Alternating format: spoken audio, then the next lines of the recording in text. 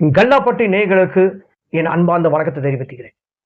இன்னைக்கு நம்ம பார்க்க போற காணொளி கன்னடத்திலிருந்து தமிழ் ரீமேக் பண்ண திரைப்படங்களை பற்றி தான். எத்தனையோ காணொளி நம்ம போட்டிருக்கோம், உங்களுக்கு நல்லாவே தெரியும். அதே மாதிரி இன்னைக்கு நம்ம பார்க்க போற காணொளி கன்னடத்திலிருந்து தான் தமிழ் ரீமேக் பண்ண திரைப்படங்களை பற்றி தான் இன்னைக்கு நம்ம பார்க்க போறோம். 1989 வெளியில வந்த திரைப்படம் தர்கா. இந்த திரைப்படம் வந்து சேம் தமிழ் அப்படியே ரீமேக் பண்ண திரைப்படம் புரியாத புதிர். 1990 வந்த திரைப்படம். ரீமேக்ல என்ன different? Let's come back to the remake comparison. Video மறக்காம முழுசா ஸ்கிப் பண்ணாம பாருங்க.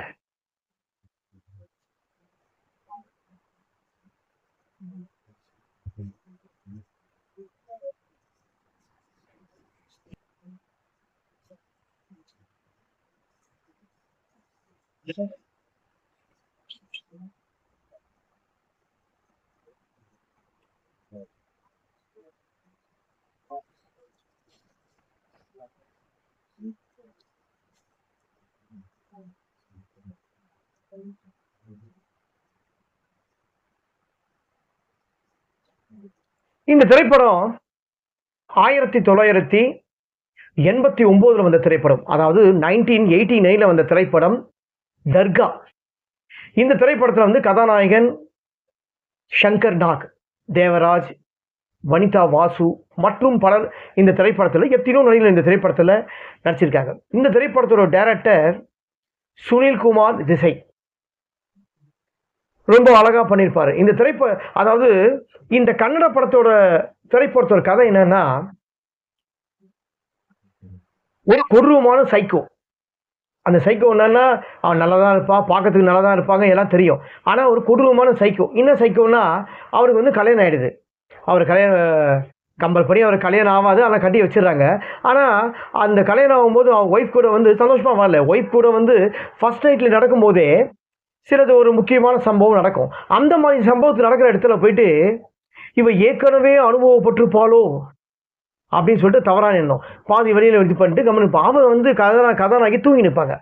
அந்த சமயத்தை தூங்கி நிற்கும்போது நகத்தை கடிச்சிட்டு கண்ணாடி நின்று இப்படி இப்படி இப்படி ஆக்ஷன் பண்ணி இவ ஏற்கனவே அனுபவப்பட்டுப்பான்னு சொல்லிட்டு ஒரு மாதிரி சைக்கோ இது. இந்த மாதிரி வந்து அடுத்தடுத்த ஒரு பண்ணுற சைக்கோ தான் எல்லாமே. இந்த திரைப்படத்தில் ஒரு ஃப்ரெண்ட் அறிமுகப்படுத்தி வைப்பார். அந்த ஃப்ரெண்டு அறிமுகப்படுத்தோம்னா அந்த ஃப்ரெண்டு கூட வேக்கணும் இருந்திருப்பானோ அப்படின்றாங்க.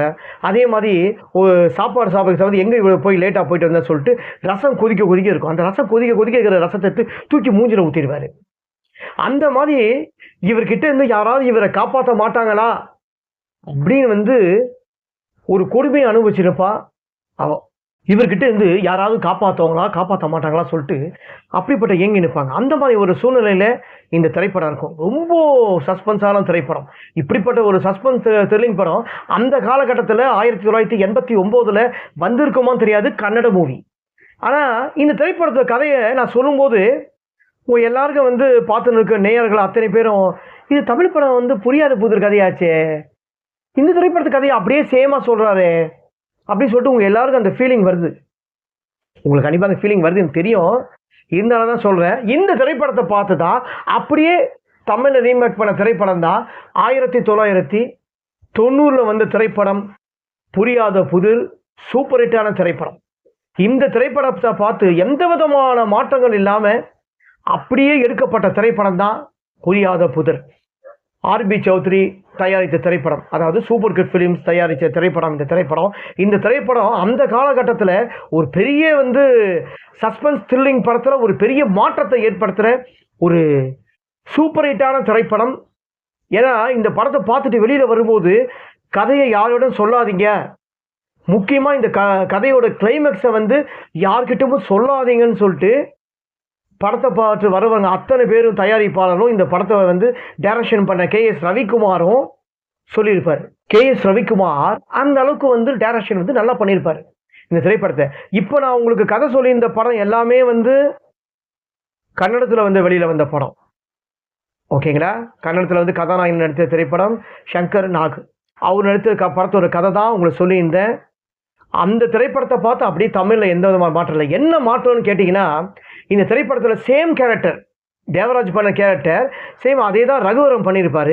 இந்த ரகுவரன் வந்து பயங்கரமான சைக்கோ. ஏன்னா தேவராஜ் சார் வந்து கன்னடத்தில் வந்து ஒரு நல்ல நடிகர்.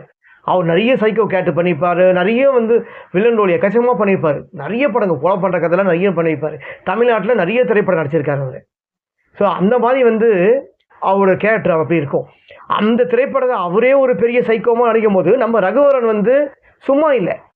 ரகுவரன் அந்த அளவுக்கு ஒரு பிரமாதமாக இந்த திரைப்படத்தை வந்து ஒரு பவராக நடிச்சிருப்பார்.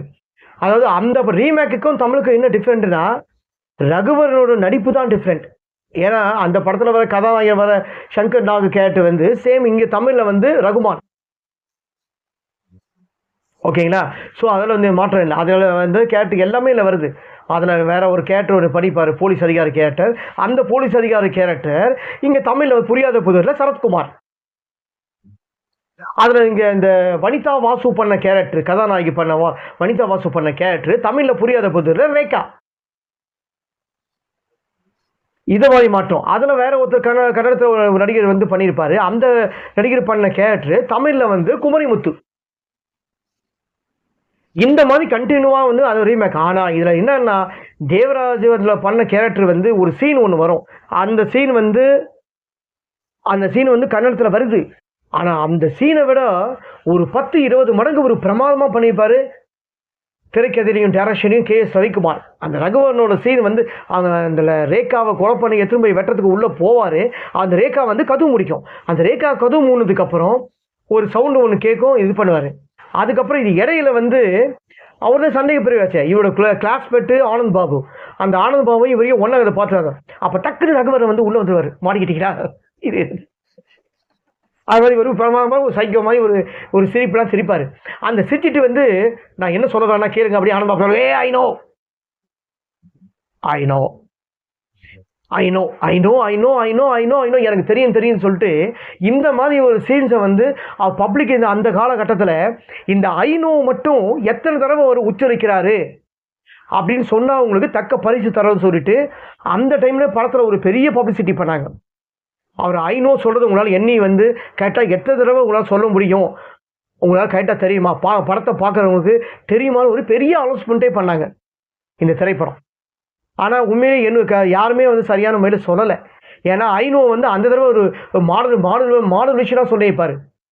இப்படி ஒரு கருவிழர் ஐநோ இந்த மாதிரி ஸ்பீடாக போகும்போது ஐநோ சொல்லும்போது என்றது கஷ்டம். அந்த மாதிரி ஸ்பீடை வந்து கன்னடத்தில் தர்கா படத்தில் அந்த சீன் வரலை. அதுவும் அந்த சீன் வருது, அந்த சீன்ஸ் வந்து எல்லாமே வரும். இந்த ஐநோ சீன்ஸுங்கெல்லாம் வராது. சில ஒன்று சீன் வந்து ஏன்னா ஒரு வருஷம் டிஃப்ரெண்ட் தான் ரீமேக் பண்ணியிருக்காங்க. தமிழ்நாட்டில் கொஞ்சம் ரொம்ப பிரமாதமாக பண்ணியிருப்பாங்க. ஆனால் என்ன தான் தமிழ்நாட்டில் பிரமாதமாக பண்ணாலும் ஒரிஜினல் பதிப்பு அதுதான் கன்னட படம் தர்கா தான். ஏன்னா நான் படத்தை ஃபுல்லாக பார்த்தேன், எந்த ஒரு மாற்றம் நல்லா இருக்கு. என்ன ஒன்றுனா அந்த தர்கா படத்தில் வர பேக்வர்ட் மியூசிக்கை விட நம்ம தமிழில் வந்து S.A. ராஜ்குமார் மியூசிக் வந்து ரொம்ப பிரமாதமாக போட்டிருப்பாரு. அதே மாதிரி அந்த கதாநாயகன் வருவார் பாருங்க, அந்த சீன் இதுலேயும் வருது கன்னட படத்துலையும். ரகுமான் படியிலேருந்து அப்படியே இறங்கி வருவார். அப்போ இறங்கி வரும்போது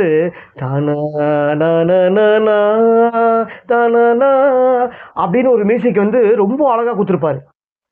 அந்த ஒரு ஸ்கிரீன் பிளே நல்லா இருக்கும் பாருங்க. அந்த ரியாக்ஷன் அந்த ஸ்கிரீன்லாம் கன்னடத்தில் காட்டலை. கதாநாயகன் இறங்கி படியிலேருந்து இறங்கி வரதை சாதாரணமாக காட்டியிருப்பாரு. ஆனால் இந்த திரைப்படத்தில் வந்து புரியாத தமிழில் இதுவாக கிடைப்பா. அதுதான் ரீமேக்கு இன்னும் தமிழுக்கு என்ன டிஃப்ரெண்ட், இதுதான் டிஃப்ரெண்ட். ஓகேங்களா? ஸோ கன்னடத்தை நான் குறை சொல்லலை. கன்னடத்துலேருந்து அதுதான் ஒரிஜினல். அந்த திரைப்படத்தை பார்த்து மேற்கொண்டு நம்ம எடுக்கும்போது அதை விட நம்ம எக்ஸ்ட்ரா என்ன வந்து பில்டப் பண்ணி எடுக்கலாம், அதில் எக்ஸ்ட்ரா நம்ம மனசில் என்ன நினச்சோமோ அதை வந்து டைரக்டர் வந்து நமக்கு தமிழில் வந்து ஃபிக்ஸ் பண்ணியிருக்காரு. ஏன்னா ஒரு ஷாட் நடிக்கிறோம், நம்ம அந்த ஷாட் வந்து ஓகே ஆகாது.